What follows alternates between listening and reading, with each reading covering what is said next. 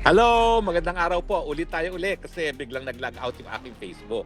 So, ang pag-uusapan po natin ngayon ay kahapon, sinampahan kami ni Maharlika ng NBI sa kung ano-anong mga kaso dahil doon sa pulboronic video. Ang tanong, meron ba kaming krimen na ginawa? Walang unang-unang simula dyan sa ating diskurso ay ang pagpo-post ng video ng pulboronic video. Yan po ay kabahagi ng malayang pananalita. Bagamat hindi po yan mga salita, yung video mismo po ay kabahagi ng malayang pananalita.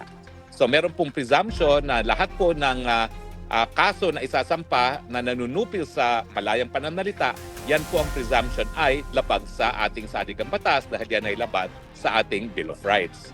O nga pala po, nandito ako sa downtown Emma. No? So nagkakape-kape, mag-ice cream at mag-grocery maya-maya. Pero anyway, ang kinasuhan nila sa akin ay incitement to sedition. Ano ba yung incitement to sedition? Well, meron pong mga pananalita at ang intensyon ay para yung mga nakakarinig ay gumawa ng acts of sedition. Ano ba yung acts of sedition na yan? Tatlo po yan. Una-una, yung para magalit sa gobyerno. Pangalawa, yung para pigilan ang mga gawain ng gobyerno. At pangatlo, yung intensyon na magkaroon ng pagkakagulo sa lipunan. Ano ba ang nangyari doon sa pulboronic video? Meron ba akong ginawa doon para magalit ang tao kahit kanino? Well, sa tingin ko hindi. Kasi hindi naman namin intensyon na galitin ng tao. Ang intensyon namin ay dapat, yan ay isang tanong. Yung pagpapakita ng video ay isang tanong. Ikaw ba, Mr. President, ikaw ba'y nasa tamang pag-iisip? Dahil kung hindi ka nasa tamang pag-iisip, paano ka makapagbibigay ng solusyon sa problema ng bayan? So in other words, yung aming pagpapakita ng video ay isang tanong. Nasa sapat ka bang pag-iisip para ikaw ay manungkulan? In fact, ito po ay ang tinatawag na covered by privilege. Bakit? Kasi siya po ay nanunungkulan sa gobyerno. At siya ay merong kapangyarihan bilang Commander-in-Chief para magdeklara ng gera, para magdeklara ng mga price controls, para mag-appoint. Pero kung ang pag-iisip mo ay hindi nasa tamang pag-iisip dahil ikaw ay nasa impluwensya ng droga, paano mo magagampan ang iyong mga katungkulan? Napakadami na pong kaso na sabi ng Korte Suprema, kung ito ay pagpupula sa taong gobyerno, dapat wag balat sibuyas. At ito ay hindi magiging krimen ng libel, lalong-lalo na kung ito ay may kinalaman sa kanyang katungkulan. Ang tanong, ang pagiging bangag ba may kinalaman niya sa pagiging presidente? Abay, syempre, dahil kung ikaw ay nasa posisyon ng presidente, pinakamataas na posisyon sa ating bayan, yung pinakamataas sa sangay ng gobyerno na nagpapatupad ng batas, unang-una, yung paggamit ng droga, yan po ay illegal. Yan po ay labag sa batas. So paano mo mapapatupad ang batas kung yan ay ikaw mismo ay lalabag? Pangalawa, yun nga po, yung kinakailangan nasa tamang pag-iisip, meron kang tamang judgment. So sa amin, hindi para magalit kay Presidente yung aming intention dyan. Kung hindi, kinakailangan sagutin ni Presidente. Ikaw ba ay lumalabag sa batas? Ikaw ba ay nasa tamang pag-iisip? Now, siyempre, yung dalawa pang klase ng sedition, yung pagpigil sa trabaho ng gobyerno, wala naman kaming ganung ginawa. No? Dahil ang gusto nga namin is mapatupad yung trabaho ng presidente na pinapatupad ang ating batas, kasama na yung ating mga batas laban sa paggamit ng droga. No? At hindi na siya mismo ang gagamit ng droga. No? Now, intention din ba namin magkagulo? Ay hindi po. Dahil ang intention namin talaga ay sitahin ang mga taong gobyerno at siguraduhin na sila ay nasa tamang pag-isip para magawa ang kanilang trabaho. So ibig sabihin, dahil ito po ay isang tanong at sabihin na natin pagpupula sa kanyang kahinaan ng kanyang personalidad at ng kanyang pagkatao, sinisiguro namin na ang pinakamataas na posisyon sa ating bansa ay dapat nasa sapat na pag-iisip para gampanan ang kanyang trabaho. Kaya sa tingin ko, walang intent to commit sedition. Okay. Now, bukod pa dyan, yun na nga yung sinabi ko, no? Ito po ay tinatawag na privileged communication. Bakit privilege? Kasi nga po, ito'y pula. Ito'y isang tanong sa taong gobyerno na dapat sagutin. Dahil talaga namang nakakaapekto ang pagiging addict sa katungkulan ng kahit sinong taong gobyerno, di ba po? Kung ang mga ordinary addict, hindi natin pinapapasok sa ordinaryong mga trabaho. For instance, kinakailangan ko kayo magiging security guard, ikaw ay magiging police, dapat meron kang drug test. Hindi ka po pwedeng magmaneho kapag positive sa drugs, magiging presidente pa. Tapos sasabihin nila, sedition daw yan. Kalokohan naman yan. Now, dahil sinasabi na nga natin na constitutionally protected speech yan, anong dapat gawin ng gobyerno? Well, ang dapat na gawin ng gobyerno, tanungin ang presidente. Ikaw ba yan? Hanggang ngayon, di nga sumasagot ang presidente kung siya yung nasa video eh. Pangalawa, nasa tama ka bang pag-iisip? O bakit hindi ka magpa-hair follicle test? Sinasabi nila na kami daw ang merong burden na patunayan na gumagamit siya. Hindi po. Kasi nga, nandyan yung video na yan, kinakailangan addressin ng presidente. Nagkaroon na po ng reversal of burden of evidence and burden of proof. Kinakailangan siya magsabi na peke yaang video na yan. Ano bang ginawa namin? Anong ginawa ko bago ko pinakita yung video na yan? Meron po kasing program sa internet mismo na makakapag-determine kung yan ay deepfake. So bago ko po ginamit yan, bagamat nakita ko na yan sa page ni Maharlika, ipinasok ko po yan sa program na yan. At matapos na ipinasok sa program, ang lumabas na conclusion ay hindi siya deepfake. In fact, pinakita ko po ito sa New York. Nag-step by step kami, in-enlarge ko yung projector at pinakita ko na ang labas doon sa computer program na yan ay it is not deep AI or it's not deepfake. So in other words, ako mismo po, even for purposes of libel, although hindi naman libel to dahil lang dapat magdemanda ng libel si Marcos Jr. mismo. Kaya lang, duwag, ayaw magdemanda ng libel. Alam mo, hinahamon ko siya, mag-file siya ng libel para magkita kami sa hukuman at nang mapilit ko siya mag-undergo ng hair follicle test. Kasi pag siya ay nagdemanda, meron din akong karapatan na pumalap ng ebidensya, no, para sa aking depensa, at ang ebidensya ko, yung katawan niya.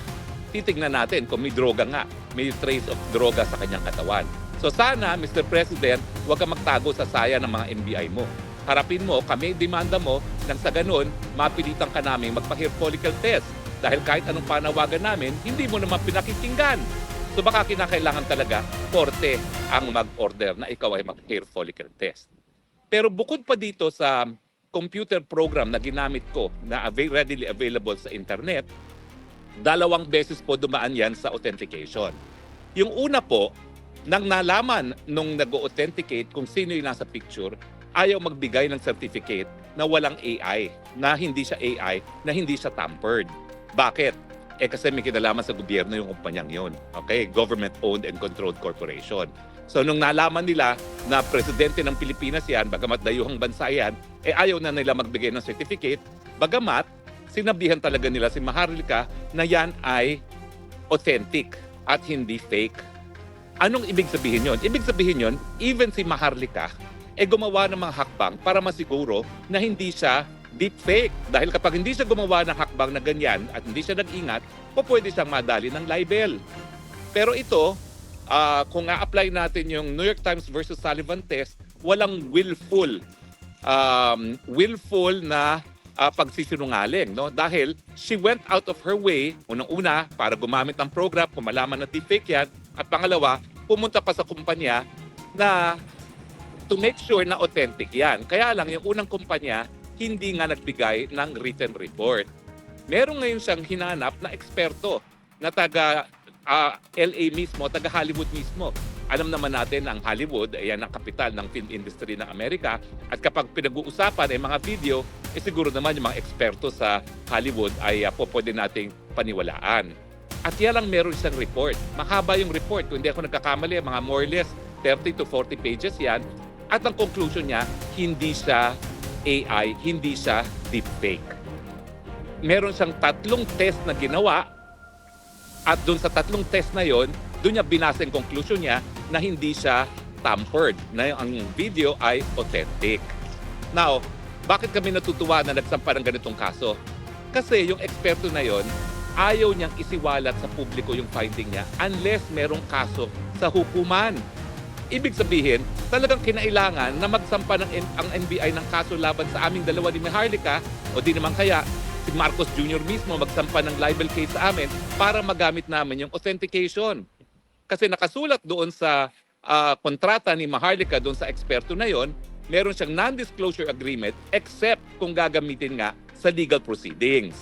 Ngayong nandyan na ang legal proceedings, lagot ka Marcos Jr. Mababasa ngayon ng buong daigdig ang katotohanan na authentic ang pulvoronic tape.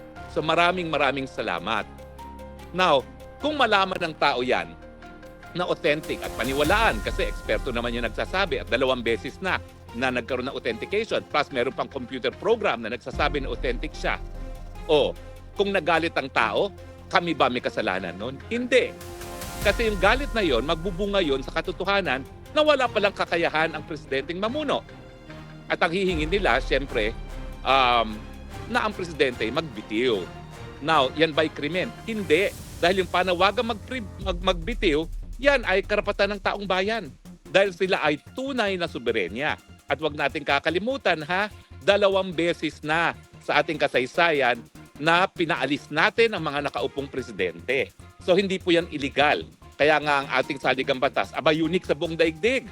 Dahil sa buong daigdig, tayo lang ang may probisyon na kinikilala ang people power.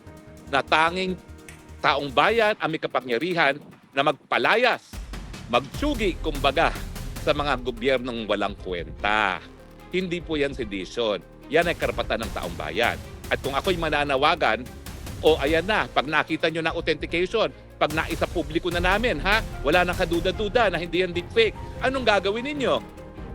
Bahala kayo magdesisyon, wag lang kayo gagamit ng dahas. Ang gumagamit ng mga dahas ay gaya ng mga lukulukong mga trililing na gumagamit ng dahas pero nag-i-stay sa 5-star hotel at sinisimot yung laman ng kitchen. Okay? Yun po ang tinatawag na kudeta. Yung paggamit ng dahas na walang suporta naman ng taong bayan. No? Now, yung aming mga ginagawa ni Maharlika, pwede ba maging seditious yan talaga? Hindi po, miski sabihin na natin may mga ibang tao magagalit. Bakit? Kasi wala pong clear and present danger. Yan po ang importante.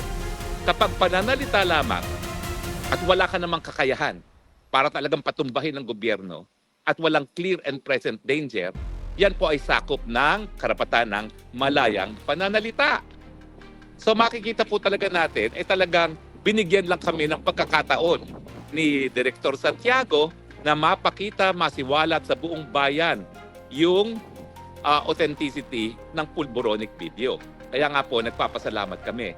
At taong bayan, ang pangako ninyo, ngayong naririto ng pagkakataon para mabasa ninyo ang authentication report, maghusga naman kayo. Huwag na kayong magpa-petiks-petiks. Pag sa tingin nyo talaga na naniniwala kayo sa report na authentic yan at wala sa tamang pag-iisip ang ating presidente, maghusga naman kayo, please. Dahil baka mamaya, wala ng 2028 ang Pilipinas kung mag-aantay pa tayo at papayagan natin ang mga tao wala sa tamang pag-iisip na mamuno. Hindi po krimen yan. Kasi taong bayan ang tunay na soberenya sa ating Republika ng Pilipinas. Suma total, meron bang incitement to sedition? Wala. Kasi hindi naman namin pinababagsak ang gobyerno. Hindi namin ginagalit ang taong bayan. Hindi namin pinipigilan ang kahit anong sangay ng gobyerno gawin ang katungkulan nila. Ang ginagawa namin sa paglabas ng video na yan, tinatanong namin, ano ba? Ikaw ba ay addict? Ikaw ba ay addictus benedictus? Dahil kung ikaw ay addictus benedictus, wala kang karapatan mamuno. Dahil ang daming problema ng Pilipinas. Kalahati na ngayon ng ating populasyon nagugutom. Paano naman mabibigyan ng lunas ang pagkagutom na 1 out of 2 Pilipino ay gutom ngayon kung ikaw ay babangag-bangag? Diba? Ang inaasahan sa amin na nga namin kay Manang Aimee, ngayong inindurso ka na ng Inday Sara, sabihin mo na ang totoo. Hindi ako naniniwala na magkapatid kayo na hindi mo alam kung ang kapatid mo ay bangag. Pati nga dun sa isang artikulo sa Rolling Stone magazine, sinasabi nila na yung nag-aaral daw si Marcos Jr. sa Oxford, sa taga-bili ng kilo-kilo ng cocaine para sa mga kasama niya. Nasa Rolling Stone magazine po yan. Hindi po ako nag-invento niyan. Hindi sa akin ang galing yan. Rolling Stone magazine yan. Ang tanong, mula nung kabataan niya hanggang ngayon, gumagamit pa ba siya? Ako talaga, nung sumapi ako sa Unity, may binigyan ko siya ng benefit of the doubt na baka hindi na naman kasi marami naman talaga tayong ginagawang kapalpakan ng kabataan. Pero habang tumatanda, natututo na. Pero alam nyo, sa tingin ko talaga, itong mga alta sa Pilipinas, ang tingin kasi nila sa cocaine, natural. Kaya sa kanila, okay lang. Hindi po okay yan. Dahil talagang napaka-addicting nitong cocaine neto at saka napakatindi ng hide di umano no, na nakukuha nila na talagang hindi sila mabubuhay ng wala yan. Meron nga palang report ha, na doon sa LA, hindi lang yung namatay ang merong trace ng droga, kung hindi yung mga kasama rin ng namatay, meron trace ng droga. Alam nyo na kung sinong iniisip ko. Meron din ba siyang trace ng droga?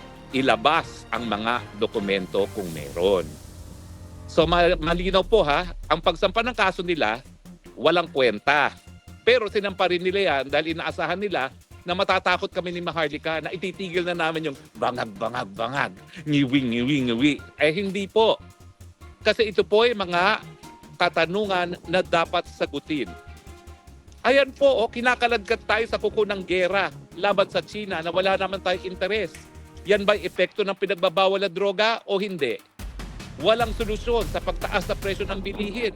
Yan ba'y epekto ng pinagbabawal ng droga o hindi? Walang magawa sa korupsyon, hindi makontrol ang mga kaibigan ng mga smugglers at mga korap.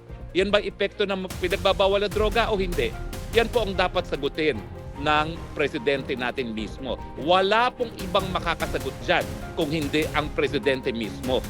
Ang ginagawa lang ng NBI sa pagsasampa ng ganitong mga kaso at wala pang kwenta ang kanilang testigo, talagang sinusupil nila ang malayang pananalita ng mga mamamayan. Ako naman, lalo mo akong supilin, lalong lalakas ang aking boses dahil alam ko ang karapatan ko. Wala akong pakialam kung ako na ang pinaka-kasuklam-suklam na tao sa kanila. Basta ako, may karapatan ako magsalita, lalong-lalo na kung ito'y tungkol sa pamamahala ng gobyerno ko dahil nakasalalay ang buhay ko dito sa kapalaran ng ating bayan. Ako po'y nasa abroad. Ilang beses na po ako nag-abroad. 2 beses po ako nag-aral. College at saka postgraduate. America at England. Sa parehong pagkakataon po pwede po ako nanatili na dahil ang aking mga kapatid, lahat po kami pinag-aral ng lolo ko abroad sa Amerika. Pero ako lang po ang bumalik sa Pilipinas. Bakit? Dahil mahal na mahal ko po ang Pilipinas. At hindi ko maatim ng Pilipinas ngayon, kalahati ay nagugutom dahil lamang walang sapat na kakayahan na magbigay ng solusyon ang ating presidente. Hindi po krimen yan. Palpak po ang ating presidente. At kaya nga po ang aking panawagan, pag-aralan mabuti, sisantihin po natin yan dahil nasa kapangyarihan ng taong bayan magsisante ng mga opisyalis na hindi tumutupad sa kanilang mga katungkulan. Yung 20 pesos na bigas, paano naman natin talagang puhusgahan ang mga kandidato kung hindi doon sa kanilang mga ginawang pangako ng eleksyon? Doon pa lang sa 20 pesos ng bigas.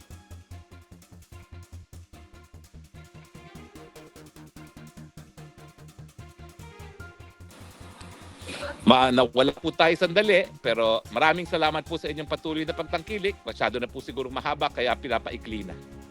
Maraming salamat po at sa muli natin pagkikita, ito po ang inyong Spoksang Bayan, galing po dito sa Emmen, the Netherlands. Nagsasabing, I love you Philippines. You're the only country that I have. You're the only country that I love. Bye!